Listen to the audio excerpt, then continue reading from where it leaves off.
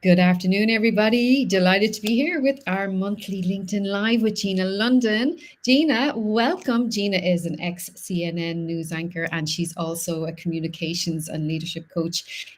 Gina, tell everybody a little bit about what you do for people who don't know you. Thank you. I have the privilege of working with some of the top leaders all around the world. You name the sector, you name the region. I have probably been there and worked with your colleagues somewhere. Financial, tech, healthcare, green energy, you name it, accounting, finance. If there are human beings who want to learn how to better connect by taking more control of the human that they bring to meetings, one-on-ones, keynotes, project updates, that's what I do is I honestly help people unpack the experience that they give when they communicate and repack with more intentionality and purpose. Excellent. Yeah, I saw you were recently away last week. Is that right? I was in Dubai and I was in Riyadh. So I was in two different places in the Middle East working with senior leaders across PwC. So a variety of people within that financial services sector, and they were all united by their desire to better connect with their clients, customers, colleagues, and most importantly, I think of all, ourselves. And how do you do that? It's through intentionality from here to the body language that we give off, the word choices that we select or default to, and raising your awareness, stoking that desire, and then the day to day discipline of making small changes so that you are taking more control of the things you can control is really what I'm asked to do a lot. It can be under the title of difficult conversations, more impactful feedback, presentations, media messaging, executive presence, but it all comes down to the strategy, the structure, and the delivery components of who you are as a human being. So I love what I do when I get to watch someone else light bulb moment go, oh, you mean I can take more control of this? You mean this isn't just for someone who appears to be more impactful and more persuasive and more influential or more charismatic? No, it's a developable skill for anyone from where you are. It doesn't mean you're going to become Samantha or me or that colleague you're thinking of. It does mean that you're going to become a more amplified, accentuated version of you, and that's a good thing. 100%. And I noticed even just from hanging out with you a little bit, I've noticed that I've been learning from you just by watching you and seeing all of your great videos that you put out. And I see your presence on LinkedIn and on Instagram and on Twitter. And it's always value. You always give value. So we're going to actually touch on that a little bit today, about three simple actions to build your personal brand. So why did you decide to do this topic? Well, because I think there's a lot out there about the importance of personal brand, and sometimes that can become elusive to people. Oh, well, that's just for that influencer, that content creator, or that's for that big high profile CEO or that celebrity. I don't have a personal brand. And the first thing I want everybody, anybody who's listening to this, watching this, to understand, each of us has a personal brand. Yeah. Each of us, I don't care what your title is, I don't care what age you are, each of us is impacting others Mhm. just by how we greet our family in the morning, how we show up to work, how we are dependable or not dependable. All of that stuff Mm. is our brand. The brand word is one of those fancy packagings for just our reputation or how others feel about us or the experience that we create or default to because we're not thinking about taking more control of it, which is usually what's happening. And then Mm. people say, oh, well, I didn't think about it that way. Well, this is the opportunity to begin to think about it that way because we are the combination of experiences externally that people have had with us. That's all they have to go on with us. Now, what we choose to show is situational. It's dependent upon the context and how well we know those people. You and I know each other really well, and I might share a little more with you before we come on the show than I might with our group right now. That doesn't make me disingenuous. That means I have a different level of rapport and trust with you than I would be choosing to share with someone I'm meeting for the first time, with a new coaching client, with a new mentee, with a new potential client. And all of that is okay.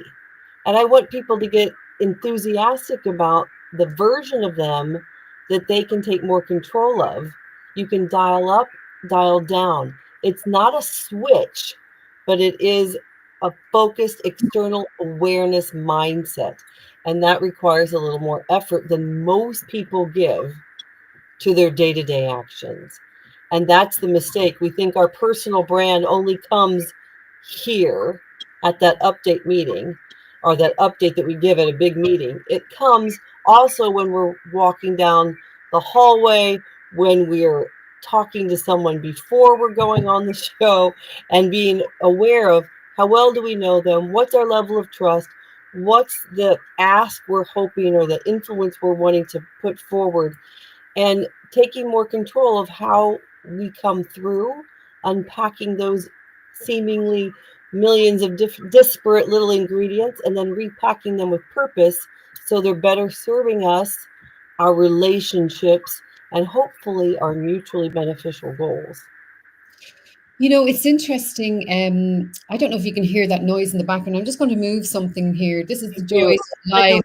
feedback coming in somewhere. There It is. I think I know what it is. I'm just going to move something here.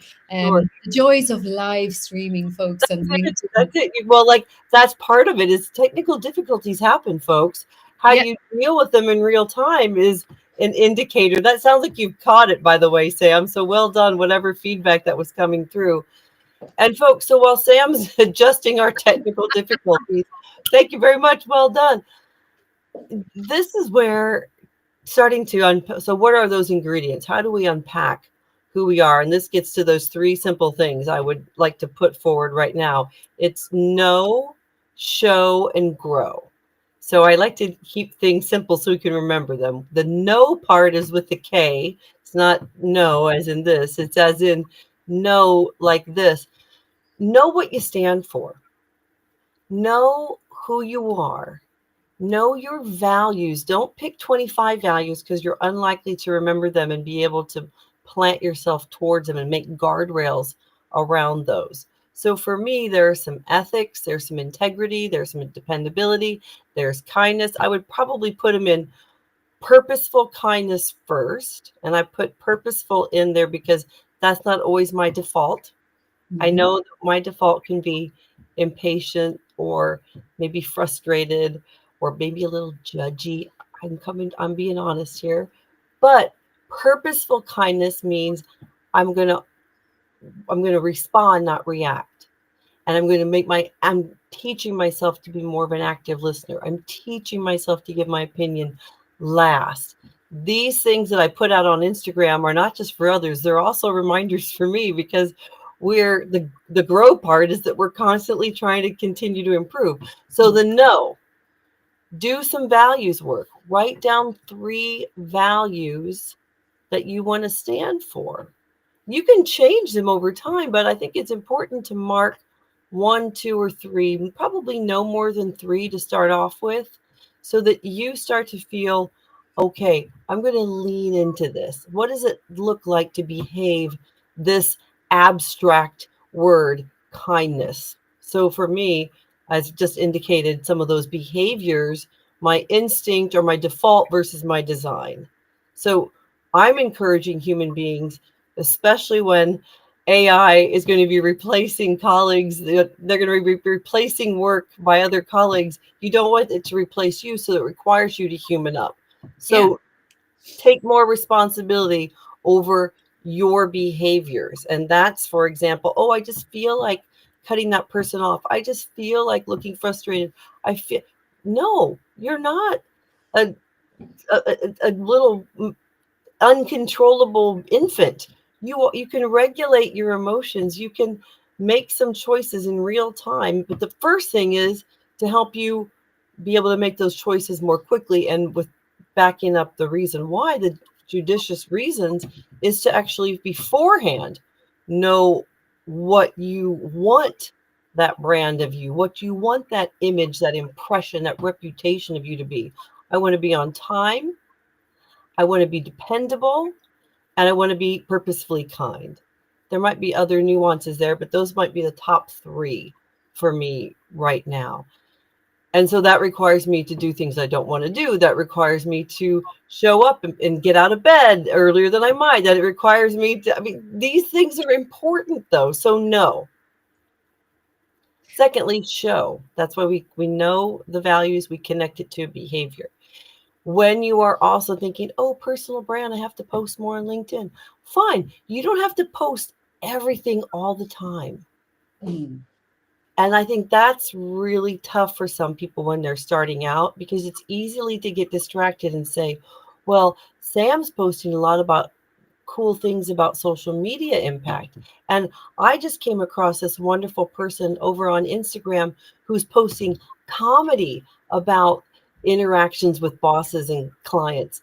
And oh, I find that interesting. But guess what? That's not where I excel at. I can tell some funny stories here and there, but I'm not a comedian skit writer. So rather than get distracted and discouraged and the whole FOMO thing happening, just lean into the things that you would like to show. So remember, you go back to your kindness, you go back to your purpose, intentionality, purposefulness, and start to build a cadence. So that's where the grow part comes. You want to grow your impact. You want to grow your content. So we talked about personal brand. Yes, it's a combination of the you people experience, and it's also a bit of the body of content that you begin to create. So you can talk about creation and curation as well. Well, for example, can I just give an example here from being on social media? Show, right? So, for example, you mentioned someone being really funny. You know what? And then you'd see someone else trying to do the same as what that person did, and it just doesn't work All because people have that perfect timing and the personality. They might even look a little bit kind of fun and funny, but I do also feel that sometimes people they feel like that they're afraid to post, but yet they have so much value to post. And part of the personal branding thing is what makes you stand out from everybody else. And I know a perfect example of you, Gina. I know with you, you stand out when you walk into a room, you have this aura, you stand out. But my perception of you is you'll show up, you're dependable. That was one of your things. Kindness, definitely. And, all of those things you're doing, you're walking the walk, and dependable is a big one. And it's something that will either get you the gig or not, because people do talk. And I do know that there is someone that maybe bitches a little bit about other people. I see it and it kind of puts me off, and I withdraw then, because I don't want to be associated or, Well, and that's where the awareness, the know part is really important, because if you say that you're purposefully kind, but yet you also gossip and bad mouth, and it doesn't mean we're perfect and we never complain yeah, about someone. It doesn't mean that we're perfect and we never are frustrated with the situation. I mean, my goodness, but it's that consistent drip, drip, drip over time that begins to erode what might be your intentions for who you think you're coming through as and who you really are coming through as. And that's where your personal brand is happening with or without you. So I talk to my clients and hear your default, your design, heightening your awareness, not just on your own perspective, but ask others where there might be gaps, and then be open to those gaps. Not everybody's opinion is equal, but get some respected observers in your room and ask them if they have good intentions toward you. They're not going to simply say, oh yeah, you're fine. They're going to say, here are some blind spots that I think you might be helpful from for some course corrections, and then take action on them. You don't have to suddenly go from 0 to 60 in a moment, but you do need to make a list of some things that you're wanting to build around, and not push back and pass blame if there's been enough evidence that these are blind spots. I had a colleague, not a colleague, rather a coaching client, and unfortunately, all her senior leaders and her CEO were telling me one thing, and it was shooting the messenger, me delivering that message to her. Everybody was wrong. I was out to undermine her. I didn't come up with these ideas. These were observations for others. And unfortunately, she refused to take the feedback. So her reputation in the toxic environment that she's creating perpetuates. Mm. And that's a real possible outcome of us when we don't take responsibility for our ownership of our own brand. And it's not easy. It's not easy. And you might need to go sit with it and process it before you even react to it. But that's part of the growth part, which has got to be in that last position or that third position in this triple of know, then show, try to explore and demonstrate, and then grow. Get that assessment. Keep trying to course correct. Keep trying to do that 1% polish, because we aren't perfect and we don't just arrive. Personal brand is never, I think, attained, because as soon as you sit at the top of the mountain, it's going to erode and you're going to get complacent and things are going to start happening that you don't want because you're not as actively focused on those behaviors that connect with your values. So it's a rinse and repeat. It's a constant refresh and recommit. It's interesting because in the early days, years and years ago when I started out, I don't know where that noise is coming from. I hope it's not too noisy for people listening. Apologies. But I know in the early days, someone mentioned to me that in the early days they thought I was cocky, right? I was like, I was really like, oh my God. And I couldn't believe it, but I thought I was being confident. So there's a little fine line as well, isn't there? Not saying that they were right, but I did take it on board, and I did actually peel back a little bit, of that, whatever it was they saw. Well, I think, well, look, like anything, you can have 50 people in the room and you'll have 50 different variations on their opinions of you.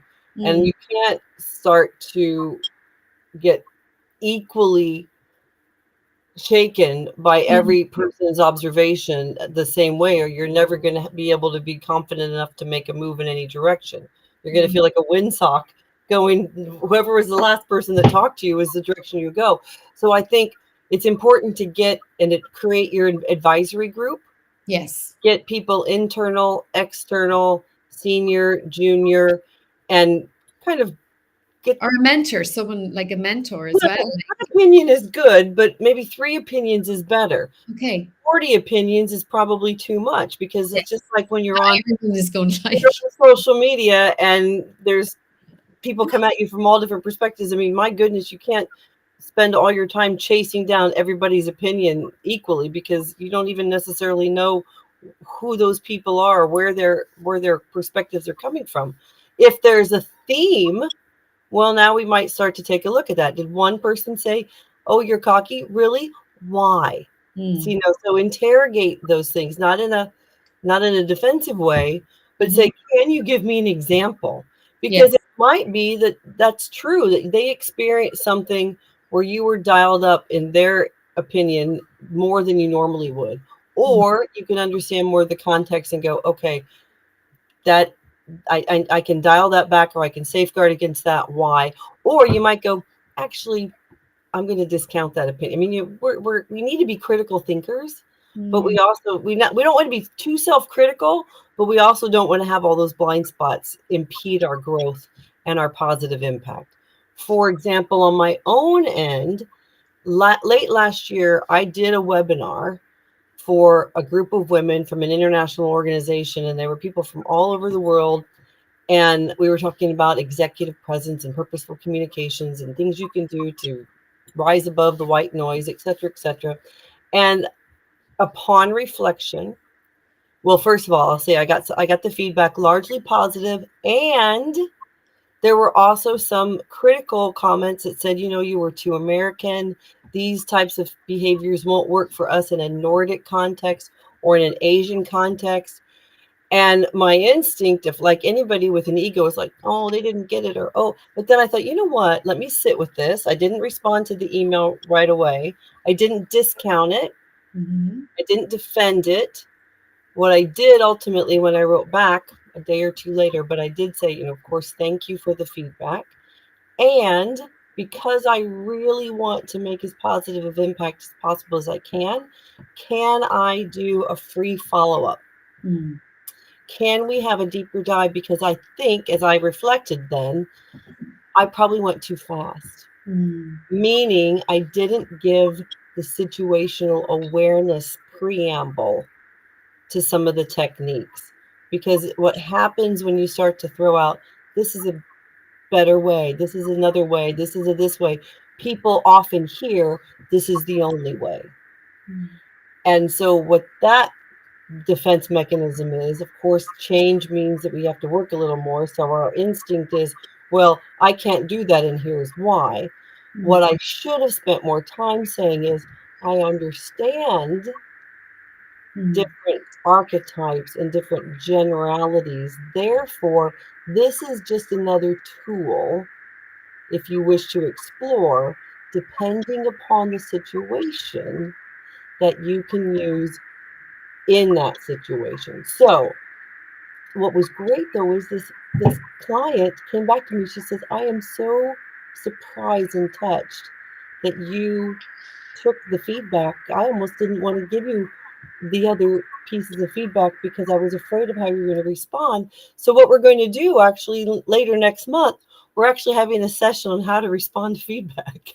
So and I'm like, oh, I'm so glad, because if my heart had been too hard or I had dug in too deeply, we might miss this opportunity to potentially impact more lives. It's about the flexibility with which we can lead our lives. The more aware we are of how we're coming through, and especially who that audience is, then the more choices we can make to try to use different tools in the toolbox. First, we have to know what those tools are. And then we can make a decision in that experience in real time to dial up, dial down, be confidential, be energetic. All of those variations of us are part of how we create a caring personal brand, which is what I hope most of us are ultimately after.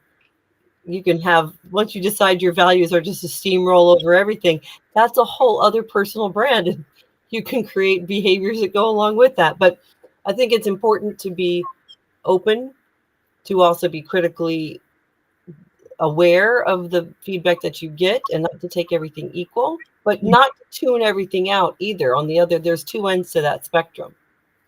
Yeah, and one nice quote I like is, "Don't take criticism from someone you would never go to for advice." I love that. I love that. I've heard that one too, and that's exactly right. I mean, if you don't respect or trust this person, Mm. then Don't worry about it. very good. Yeah, I mean, some things you just have to go, look, I'm not going to take it personally, and I'm probably not Yeah, going to take it at all.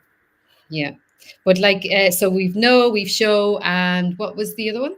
Grow. And that's that's what we're talking about now. Grow. The idea that you're not one and done. The idea that you say, well, here's who I am, and this is how I am. It can, and then it can also be an excuse for behavior that isn't serving others, which then doesn't serve you. This whole Mm. idea of personal brand is consistency of care over time. Mm.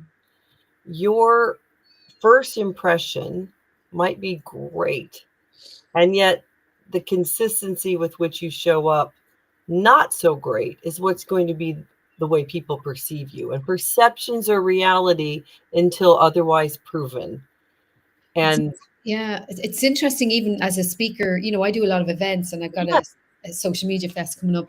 And even event organizers, we speak to each other, folks. Just to be aware, we do speak to each other. So if you knocked it out of the park at one event, and then you weren't so nice to people around you at the other event, it's going to affect your next speaking moment. absolutely. I mean, and that's a hard thing to get your arms around with. The longer, what happens to a lot of people is that maybe when you're young and you're starting out, you're on your best behavior because you're just trying to make the connections, and you're trying to get the networking and get those doors open. And then maybe you hit a place of you've arrived. You're a success in some way. Then that's when I think the cocky thing can potentially creep in, because you forget who helped you get there. You forget that there's no guarantee that you stay there. You forget that circumstances could hit your health, hit your family, all sorts of human condition things that then, if you haven't had that consistency of care or gratitude or connections, it's suddenly a really lonely place because your personal brand could have started out with a trajectory, but that's no guarantee that it stays going forward. And when it starts to go like this, you not only diminish your impact, your reputation, but you also hurt relationships. And so those relationships are not going to be there for you when you might need them in a darker hour. And that's, look, we're all gonna die. We're not on this planet forever. So why not try to think about what is brand? It's purposefully making relationships of lasting positive impact. And how do you do that? Well, one, you know who you are and you know what you stand for. And the show part doesn't just mean ta-da. It also means you go to things, you show up for others. You don't just show up for yourself. You show to care. And I think that then is starting to build a strong network of relationships that are helping you and you're helping them in return. And now we're starting to get the intricacy of the cadence of your brand. And I think that's really important too, is to realize that it's not something that you create and then it's ready to go and you put it on display and that's it, because it's ever changing and things are impacting it, and relationships are helping it or hurting it depending on how you're interacting with them. And all of that's really important to try to make the best use of the time that we have here on this planet, so that we do have that ripple effect of us in a positive way. We may never even see all the impact that we make, for good or for bad, but hopefully for good, by planting seeds of positivity along the way wherever we go. Absolutely. And that's why when I know when you speak at events or people meet you, they'd be like, oh, I've been following you for years. And I get that as well. It's like, and you're like, you've no idea who's actually watching and who you can be inspiring along the way and affecting and helping along the way. Before we wrap up, Gina, if anyone has a question, do put it into the comments, please. And we will do our best to answer before Gina heads off. So Gina, is there anything else you'd like to add about the personal branding? Well, yes, I think one of the things you touched on earlier, I want to go back, and that is that you don't have to have a giant story to share. When we talk about showing and sharing, it can be a soft story about a struggle that you overcame, or a little tip that you got for how to get that job that you hadn't expected otherwise, or that stranger that said hello to you on your commuter train. These little things from your own perspective, if you don't share them, how is anyone going to know them? So I think that's really important too, is to not think you have to climb Mount Everest before you share a story, but that when you're starting to maybe externally talk about the things that are impactful to you as a human being, we're all leaders because we impact ourselves minimally. So that's one person. But to share those things and recognize that your unique story, your unique perspective can matter to even just one person. And that's one person that wouldn't have mattered or wouldn't have reached otherwise had you not shared it. I'm really grateful that Jess is here. I see Neil is here. Oh, hi, Imelda. This is lovely. Yes, thank you so much. Thank you. Great to stop at lunchtime. See, great time to do this. Kindness is absolutely, Imelda. And Neil, thank you so much. And Jess, lovely to see you. Yeah, so Gina, thank you so much. So just to kind of recap, know, show, and grow. Right. I think it's always easier to put things into a triple or an acronym that I used to not like them coming from journalism. I thought, oh, this is so sort of corporate cliche. But now I realize, hey, it's the way people remember, and I've embraced the triple. I've embraced the acronyms and all that kind of thing. So rhyming schemes, but know who you are, and that can change. Or you might emphasize, to Neil's point, you might push forward a different strength, or someone might help you identify a strength that you didn't even recognize for yourself. We all have geniuses that are living in us. We just need to have someone sometimes identify the little geniuses that we have. So know those values, mark those values, show up, share a little bit about yourself. Don't be afraid to share about yourself, even if you think it is a story from childhood that is quiet, or a story of disappointment from your early career. These things are human and they connect with others. And finally, grow.